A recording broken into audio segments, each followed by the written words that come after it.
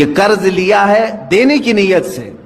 اور وہ کوشش میں لگ گیا دوسرے ہی دن سے مجھے دینا ہے مجھے دینا ہے،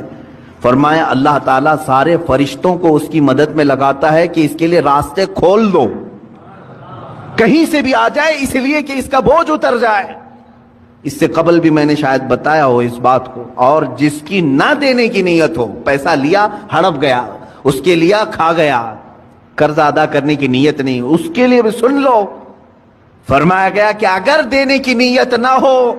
تو اللہ تعالیٰ اس پر دروازے بند کرتا ہے، محتاجی پر محتاجی، محتاجی پر محتاجی آئے گی۔ یہ کبھی نہ سمجھنا کہ اس قرضے کے بعد سب چکتا ہو جائے گا، عنقریب تم دوسرا اس سے بڑا قرضہ کسی اور سے لوگے، اس کے بعد تیسرا کسی اور سے لوگے، اس نحوست میں تمہاری موت آ جائے گی،